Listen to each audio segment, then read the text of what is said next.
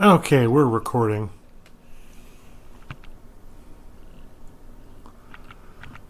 Hello, YouTube.